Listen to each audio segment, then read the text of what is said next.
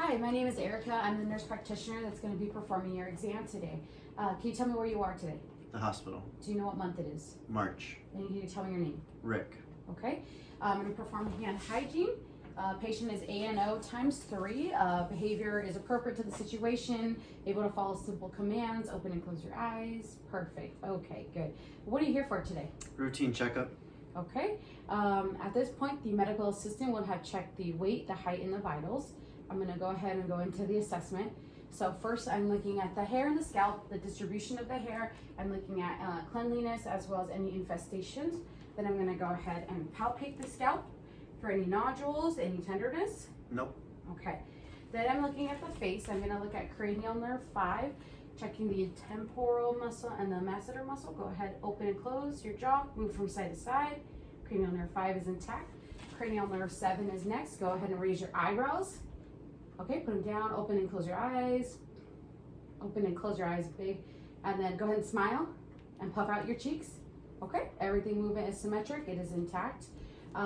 Next, I'm going to go ahead and go into your, obviously looking at the skin, inspecting the skin for any discolorations, rashes, any lesions.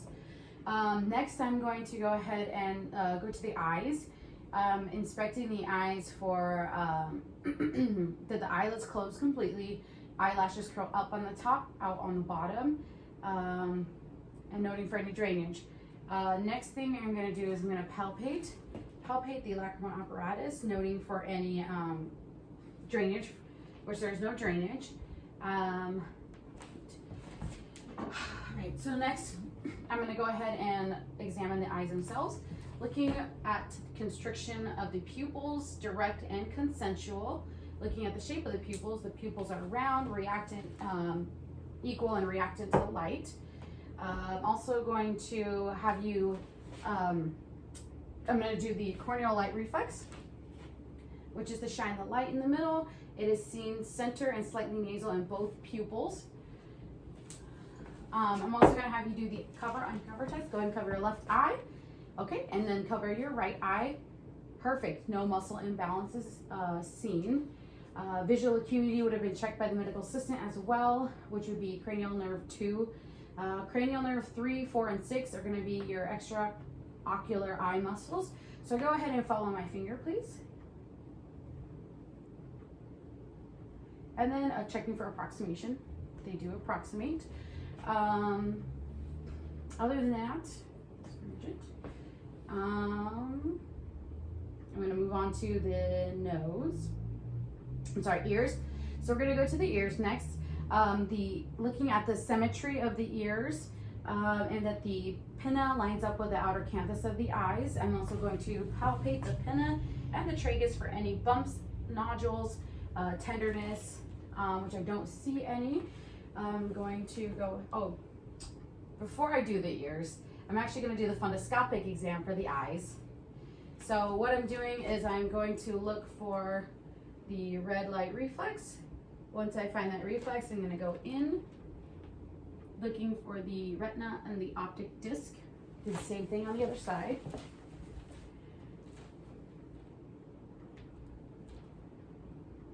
Okay, and I don't see any papilledema.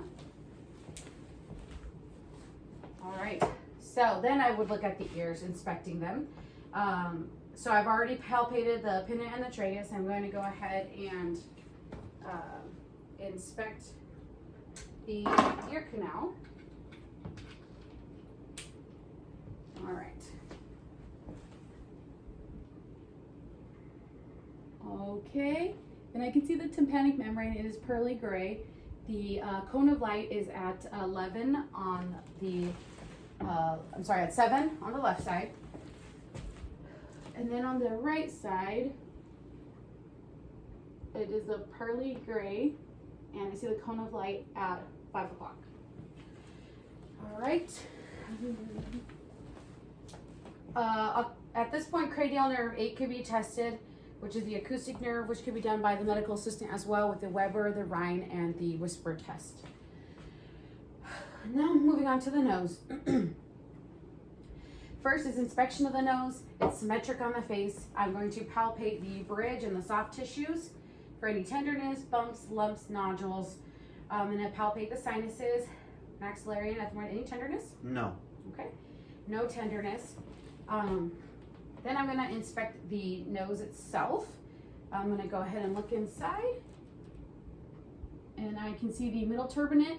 I can see that the mucosa is pink and it's moist. The nose is patent and the septum is midline. Next, I'm gonna go to the mouth. So for the mouth, I'm looking at the lips, that they are symmetric. They move symmetrically on the face. And then I'm gonna look at the lips themselves for any lesions, any discoloration. It should be pink, should be moist. Also looking, go ahead and open your mouth at the buccal mucosa to see that it's pink and it's moist. Looking at teeth, noting any dental work, any missing teeth, the tongue that's midline, it should be pink and moist. The undersides of the tongue, pink and moist, no lesions. Open your mouth, please, keep it open.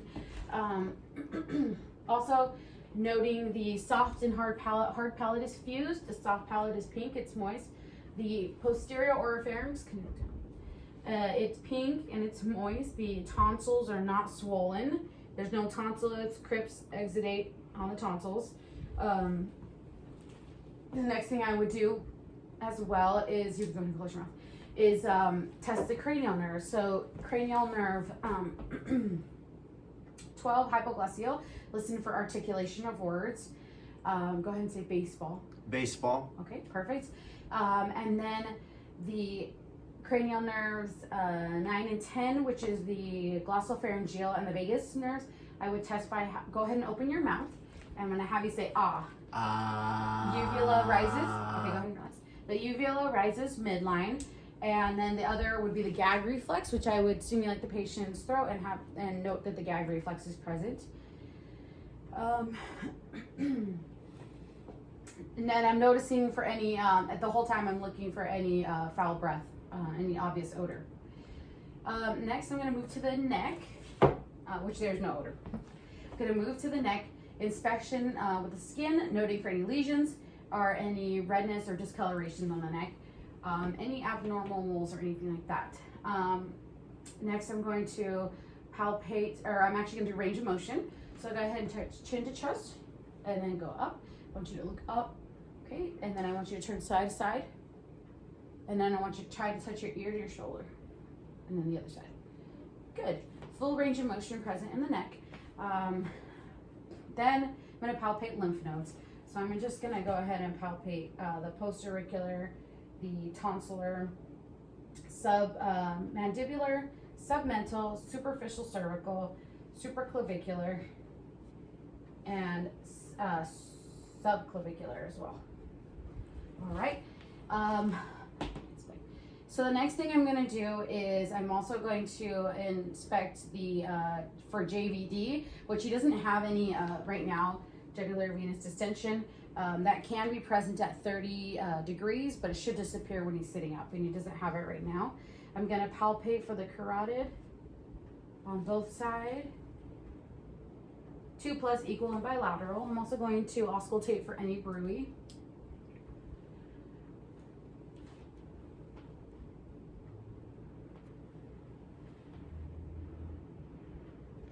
Okay, no bruits noted.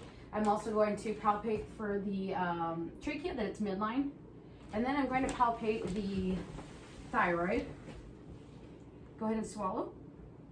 Okay, any nodules or any tenderness? No tenderness? No tenderness. Okay, there's no nodules present.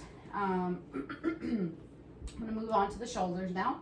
So for the shoulders, inspection of the skin first, looking at redness, discoloration, rashes. I'm gonna look for symmetry on the shoulders. Go ahead and sit up straight if you can. There you go. On the shoulders, I'm looking at the clavicle and the scapula. They are symmetric.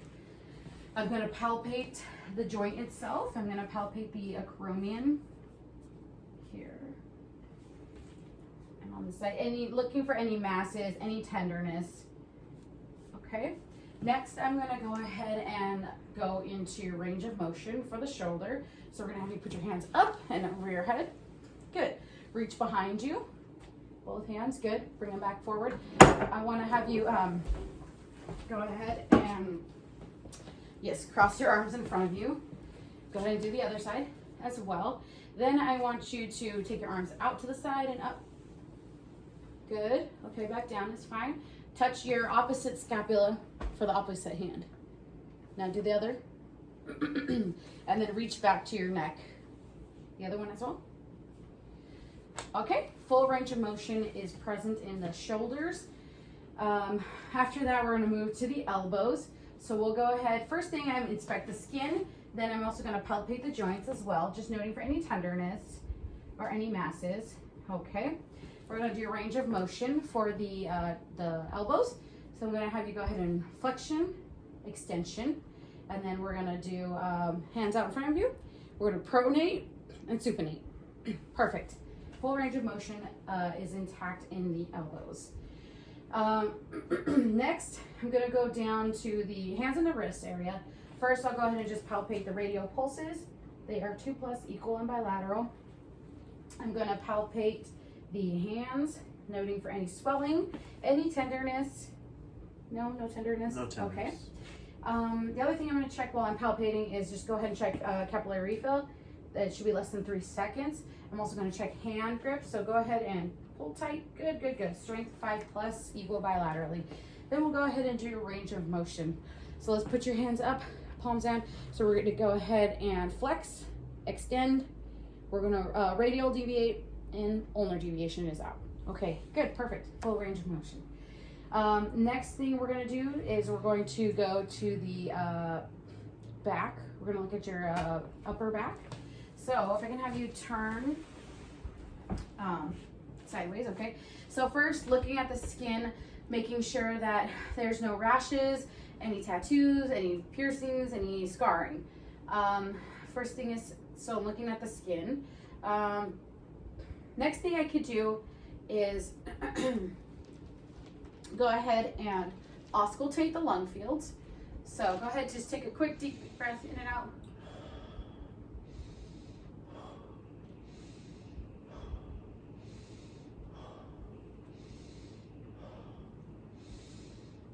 I'll do the anterior just quickly.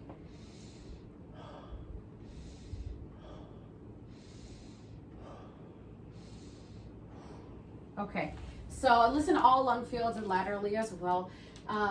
Breath sounds are clear and they are equal bilaterally. Next thing I'm going to do is I'm going to go ahead and percuss the lung fields.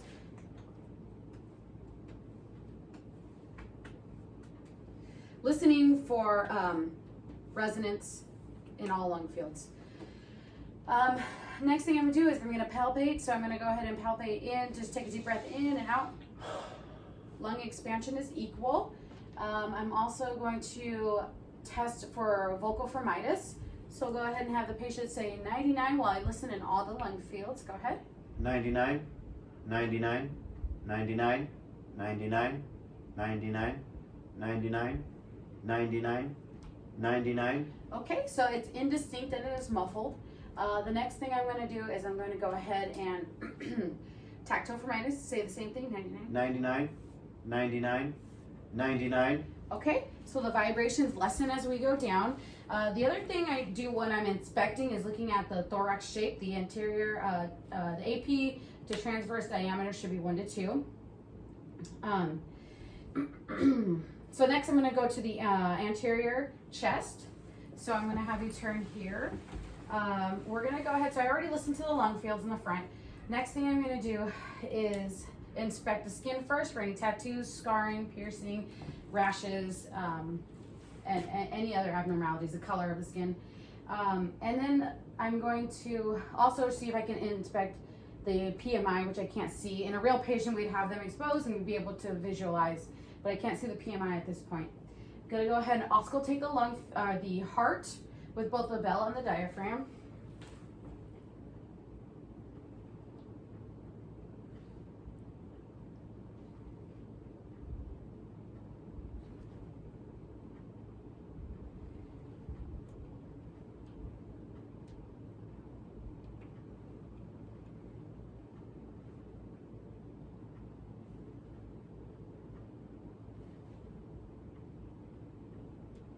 Okay, noting that I can hear S1, S2, there's no extra heart sounds and there's no murmurs.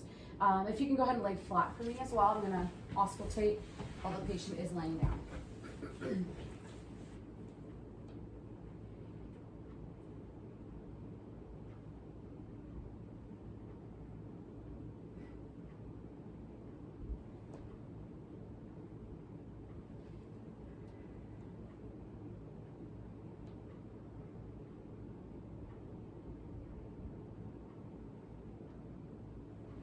Okay, same thing, S1 and S2 is heard, no murmurs, no extra heart sounds.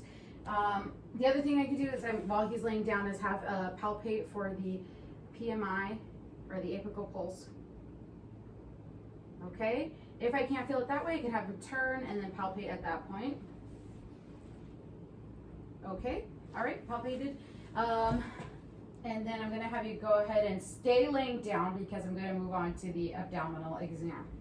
So in the abdominal exam, the first thing is inspecting the skin for any scarring, discolorations, any abnormal colors or masses. Inspecting as well for pulsations in the abdomen. The next thing is, okay, so the next thing, so I'm inspecting first, also looking at the shape of the abdomen, it's flat. Then I'm going to auscultate first in 4 quadrants. So I'll start at the right lower quadrant.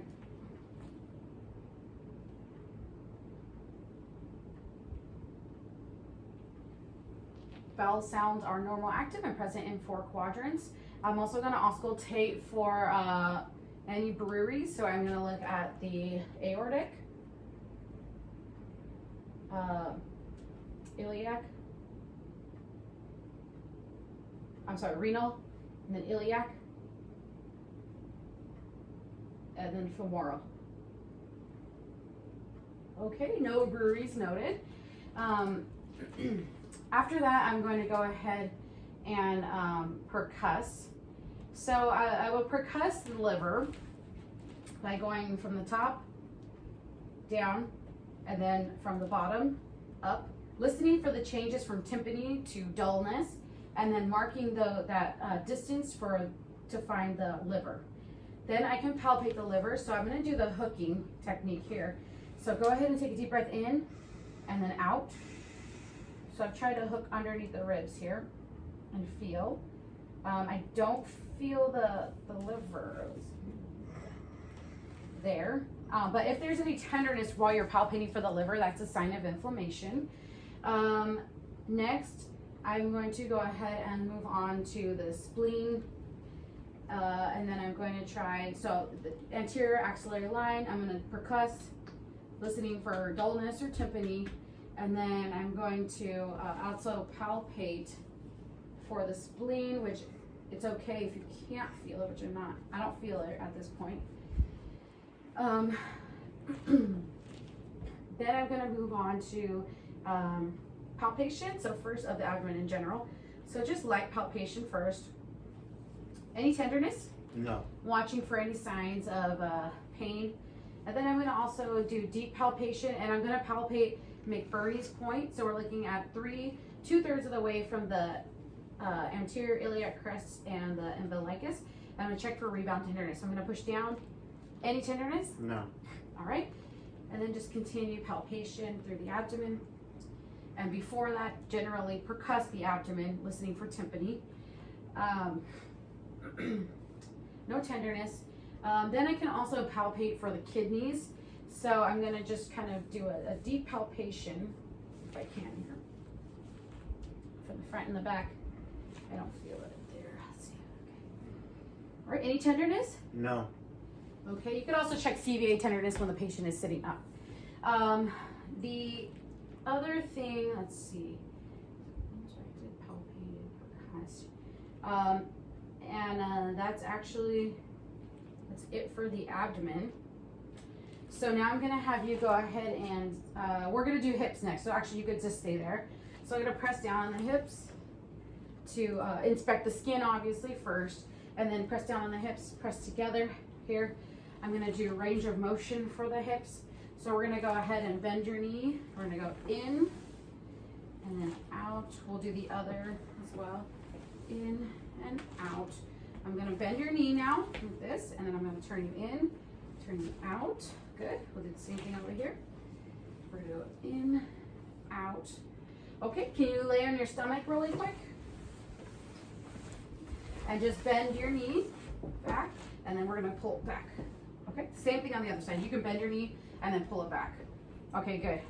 All right, perfect. Go back to your back, and we're gonna do actually 2 more movements for each side. So we're gonna have you bring your leg out, and then in, and same thing on the other side.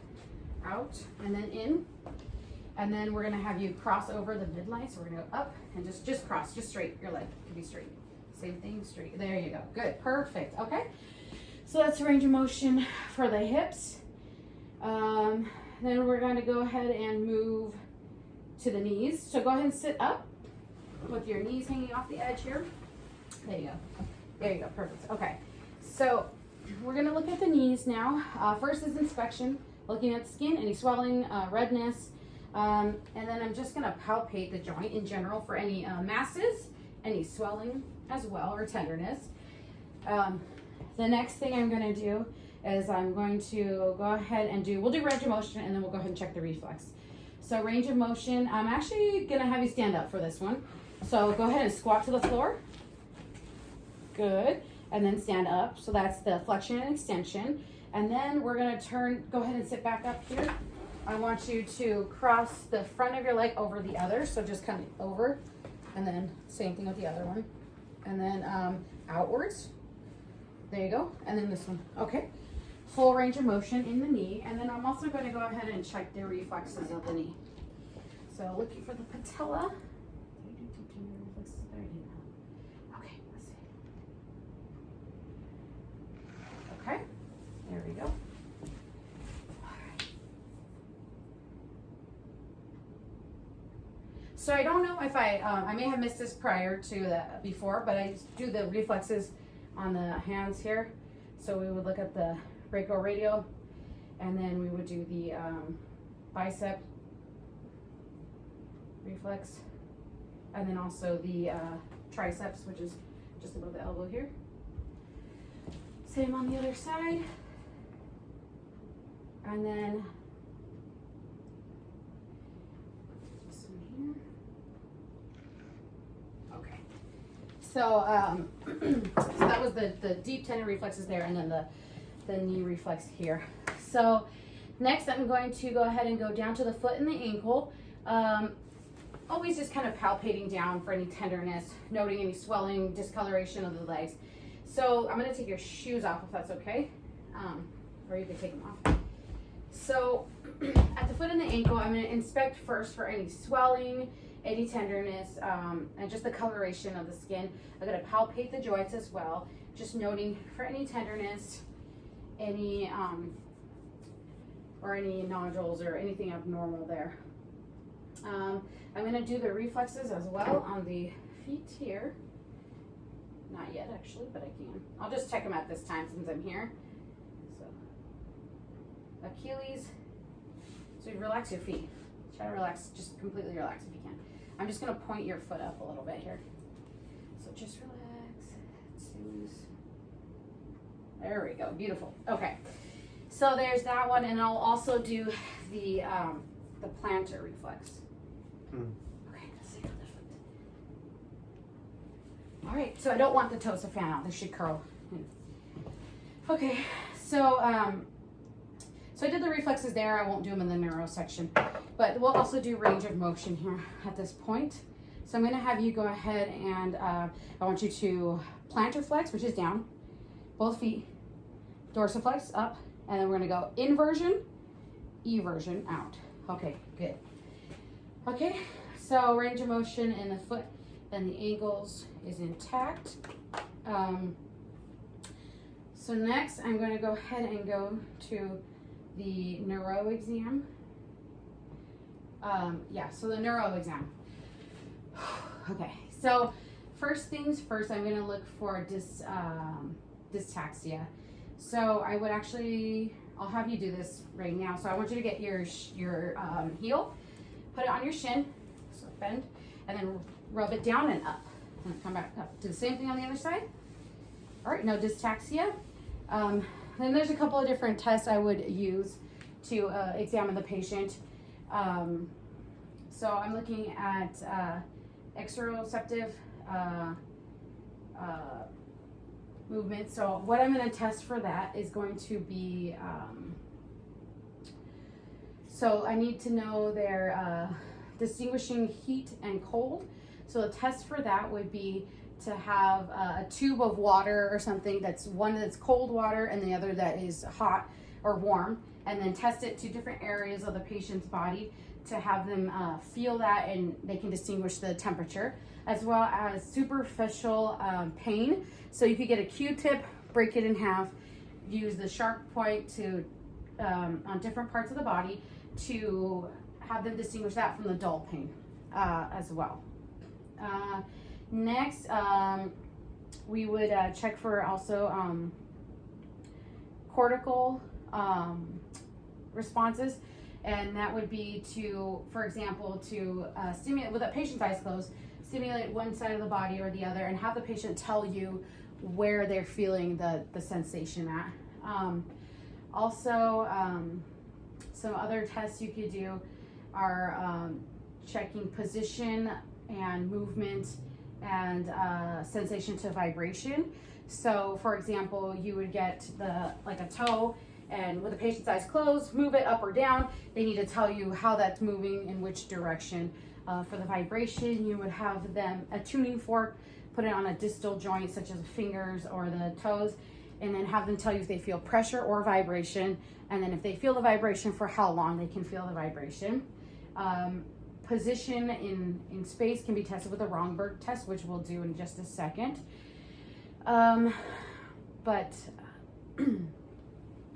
So other than that, also while the patient, I'm gonna have the patient walk. So go ahead and stand maybe from here. I want you to walk to the couch just walk regularly. And then come back walking on your heels.